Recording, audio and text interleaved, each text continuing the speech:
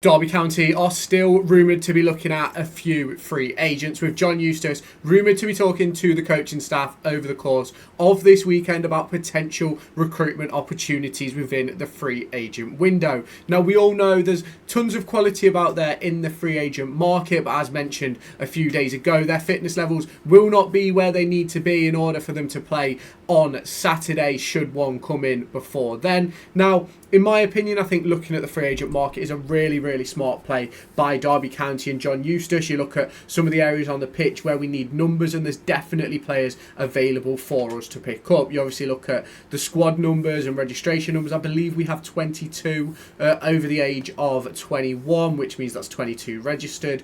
And it's a really interesting one for Derby County, because you look at a player like Corey Blackett-Taylor, who will come back into the fold soon, the likes of Kane Wilson as well. Obviously, we don't have to worry about Curtis Nelson and Dejan Brown anymore, so they can sort of be replaced in the short term, and that's what I think John Eustace needs to do over the course of the next week or so, is bring in like maybe 2 or 3 free agents and get them on the books, get them registered and get them available, so that we can really start to push on with this season. Now, there's been a lot of talk over the course of the last couple of weeks about a player by the name of Ryan Kent, a player who I think could have a massive impact for Derby County should he get fit, although I do believe there may be some potential attitude problems with Ryan Kent. However, I don't know. I've never met Ryan Kent. I've never worked at a club with Ryan Kent. And ultimately, he's always performed quite decently. So if he does have off-the-field issues, then that's something which I think John Eustace could be able to use to his advantage. There's also a player by the name of Brandon Williams, left-back, former Manchester United, who's also out of contract and a free agent. And understandably, yes, he's got his issues off the field, which we all know about. I think he's been done for drink driving and a few other things over the course of the last 12 months. But it's one of them where sometimes a player just needs a fresh start. We took in Ravel Morrison off the back of negative press. We kept hold of Tom Lawrence. And I'm not saying that any of these players that are on the free agent market will be up to that sort of calibre, but it can't be no harm in my opinion. And people will say, should we really waste the money on free agents? Should we do this? Should we do that? And ultimately, a lot of people are going to say, well, no, we probably shouldn't. We should utilise the youth academy, which ultimately I don't necessarily disagree with. I do think some of our youngsters do deserve an opportunity. Cruz Allen and Jake Rooney on the bench yesterday. It will be interesting to see if they do have a part to play in the final 13 games of this season. But I do think we need players who we know are good enough to have an impact straight away.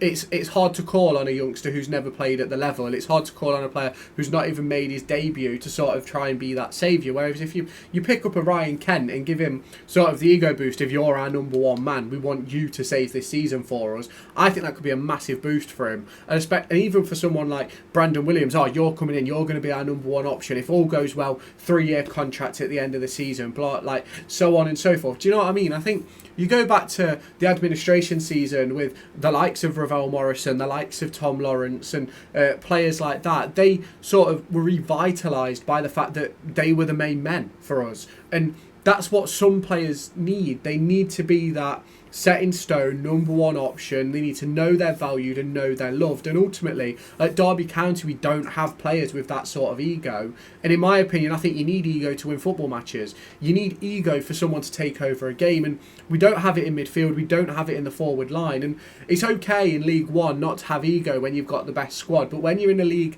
where you don't have the best squad, I think you just need that little bit of bite, that little bit of aggression and the little bit of ego to sort of pull players through and go, you know what, I'm going to grab this game by the scruff of the neck. We saw Tom Lawrence do it game on game in that administration season, and even saw it times before that as well. Ravel Morrison had moments during that season where he was absolutely unplayable. And don't get me wrong, like, I'm not saying that we're going to bring in a Ryan Kent or a Brandon Williams and they're ultimately going to change our season and we're going to start fucking winning 5-6-0 every week. But I do believe that they could have an impact on this squad where you just sort of give it just that little bit of a boost, an extra opportunity for squad depth, an extra player to sort of put pressure on those ahead. And for me, that is what is really important for Derby County now, because realistically, we've fucked up in January. The fact we gave Paul Warren the entire January window and didn't really improve the squad, we just replaced players that left, I think that's very poor.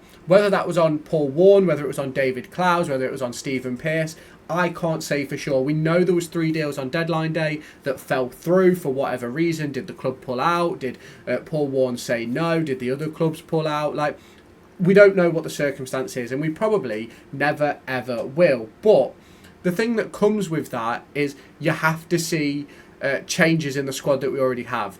We don't have many changes that we can make. Tom Barkhuizen coming on for Marcus Harness, Caden Jackson coming on for Nathaniel Mendez-Lang. Ultimately, some of these players just aren't up to this level. Now, we do have a lot of players who are up to the level, in my opinion. They just need to be fit and be able to play. And that's why I think Kenzo Heldmine didn't start at the weekend. I don't think he had it in his legs, because I think he'd played 3 games in 6 days up until that point, which is obviously really difficult for any player at any level. And I'm not going to complain about the schedule because it's the same for everybody, but it's certainly one of those where you look at some of our better players and they can't play 3-4 games over the course of a week, whereas you look at there was a QPR player on the bench who'd started the last 19 games or something. I think his name was Smythe.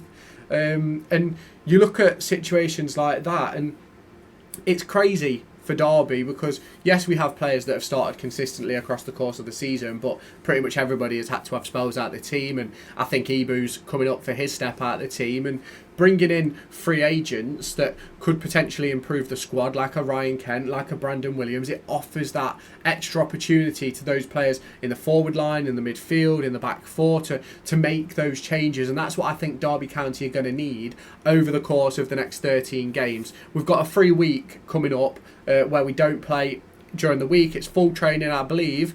If they stick to the schedule that Derby did the entire time I was there, they'll train Monday, Tuesday, have Wednesday off, train Thursday, Friday. Friday will be a light tactical. Thursday will be tactical but a bit more heavy, and then Monday and Tuesday will be all about getting the ideas into the players and learning about the opposition sort of thing and how we're going to combat that. But then Thursday, Friday was more about what we did, set pieces and things like that. Now, it is going to be interesting what does end up happening with these free agent market. As it stands at the moment, I don't believe Derby County are in for any, but obviously that could change in the blink of an eye. It could change in the next 5 minutes, it could change in the next hour, it could change in the next 3 weeks. I don't know when the actual registration window closes. I think it's normally the first week of March, but it'll be one of those to really see what John Eustace does and what sort of players he does want to add, if he does. And it's a really difficult spot that John Eustace finds himself in, because there is players in this squad good enough for this level, and ultimately the big thing will be making sure they stay fit and can play every single one of the 13 games available. I think we need big changes in midfield. We need to go a bit more technical, because ultimately tackles and smiles don't win your football matches. And are we going to do that by bringing in a free agent midfielder, or are we going to do it with the players we've got? It is going to be very, very interesting to see. I do think Derby County are going to move into sort of like a 4-3-3 setup, 4-2-3-1 setup. Obviously we didn't play that at the weekend. We played a 4-4-2, which is sort of, for a manager who's been in a day, it makes sense to sort of go bare bones, go basic, and ultimately it didn't work out, and ultimately I still think the 4-0 scoreline was a lot harsher than the performance suggested, and it will be interesting to see how that develops over the course of the next few weeks. Obviously, let me know your thoughts down in the comments. If Derby County are going to jump onto that free agent market, I think would be absolutely stupid not to. Even just chuck out a 3-month deal till the end of the season, or whatever, 3-4 month deal to the end of the season. I think it would be a massive improvement for the squad to have those extra bodies. It doesn't have to be a long-term commitment, but you can obviously put in those clauses that if you play 10 games, score whatever goals, you get an extra year, things like that. These are things which Derby County can all put in contracts, and it'll be interesting to see if that does happen, if that does apply. Now, if you have not done so already, hit that like button, hit that subscribe button, turn on that notification bell. Let me know your thoughts down below, and I'll catch you in my next video.